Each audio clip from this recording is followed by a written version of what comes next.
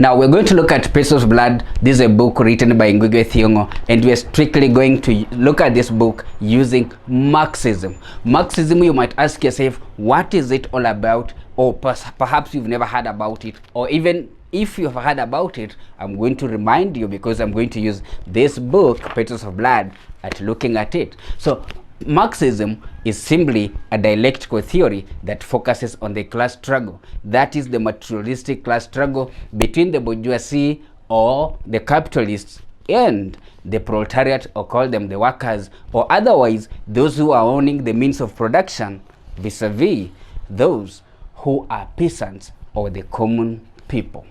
Basically, Ngugi employs Marxism as the sure approach into demonstrating the plights of the workers and peasants in the hands of the exploitative capitalists as well as government. He brings out the images of the hoi polloi that are subjugated by government. Indeed, even the church is not left out, as Ngugi depicts the church as an exploitative and an oppressive system that enriches just but the few, and in this case the clergymen within the church, and the faithfuls are left poverty stricken.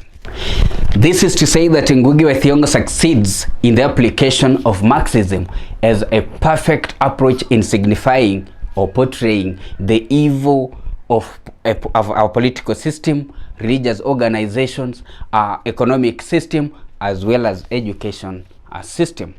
Look, in Petals of Blood, Ilimorok village is symbolic of all sorts of exploitation, like in the case of Abdullah, a character that survived the wars of colonialism, has inherited nothing but his stump of a foot, that when he's walking, he limps, and that this is an aftermath of colonial exploitation and bullets. He starts a communal shop as well as a bar, but this is equally disrupted by the capitalists in the name of Thengeta breweries, and this has to see him close his small enterprise. And in fact, Abdullah, just like the rest, have nothing to demonstrate or to show off that indeed Kenya has gained independence, but the scars. Ngugi, on the other hand, has lost her husband in the struggle for independence, but at the same time, her land has been taken away by capitalists, or call them government agents, and we can see that even her children have disappeared in the city in search of any work, in search of any job opportunity, and in so doing, they have abandoned their mother, they have abandoned their grandmother Ngugi in the village, and she is actually dwelling in loneliness. And therefore, Ngugi, Ruoro, and fellow villagers, or call them peasants, are unhappy of the uncaring government. That the government of the day, which they thought that could be able to serve the Africans, the people within the country, has now turned against them, and they have nothing to celebrate. They have nothing to show off that indeed this is a new Kenya. In essence, the peasants do not feel to be part of Kenya. This explains why government agents are mobilized to force all the people, villagers from Ilimorok, those in the city, and indeed all that are within the region of central Kenya, into an oath-taking so as to protect the wealth of Agikuyu people.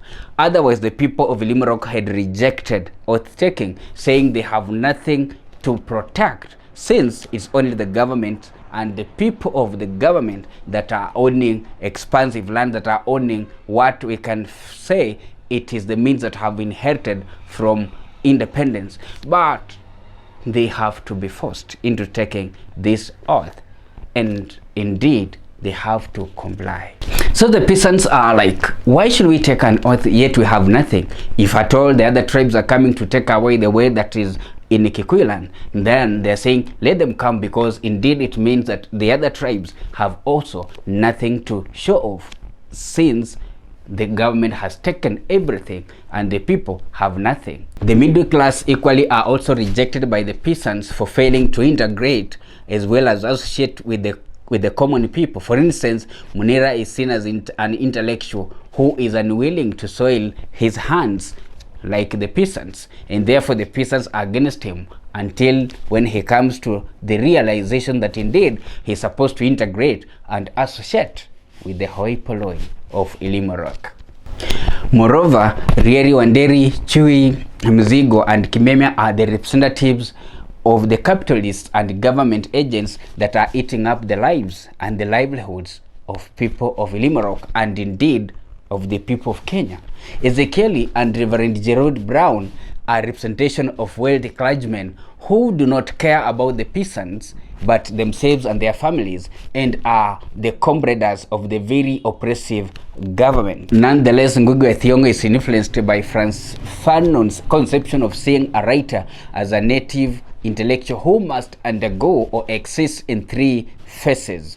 That one, the writer's unqualified assimilation. The second one is the writer is disturbed but decides to remember who he is, and by recalling the past life of his people. And the last one, or the third phase, is the fighting phase, where the writer becomes an awakener of the people.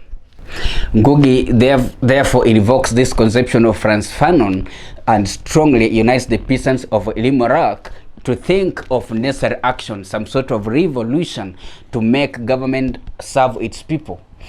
Karega, Munira, Abdullah, and Wancha are elected to lead the people to the city to demand the attention of their MP Nderi Warieri, who after being elected has never visited Ilimorok.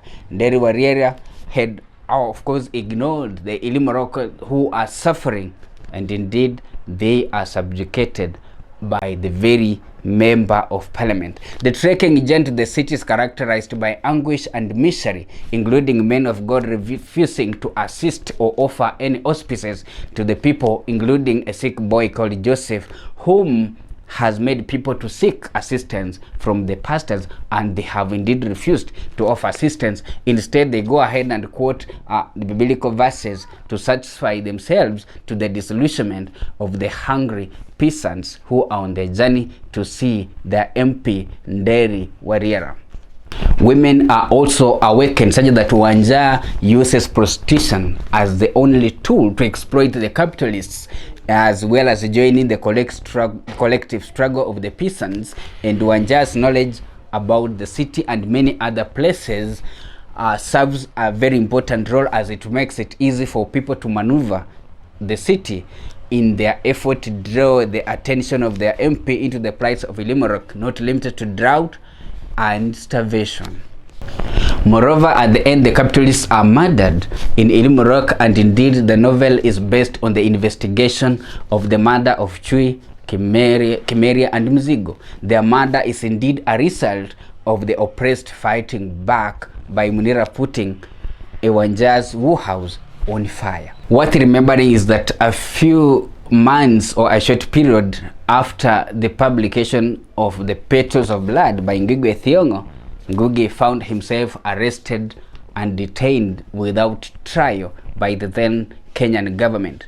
For a year, Ngugi Wa Thiongo was incarcerated in a maximum security prison, as his book, this very book, criticized the manner in which the political ruling elite duped the peasants into a position of social economic privilege, while subjecting and leaving peasants in a state of oppression.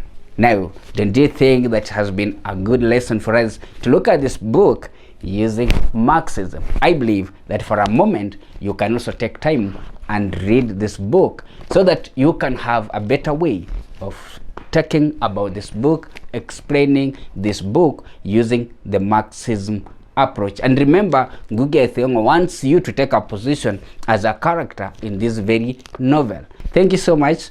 My name is Mulunda Slingi, and I wish you well.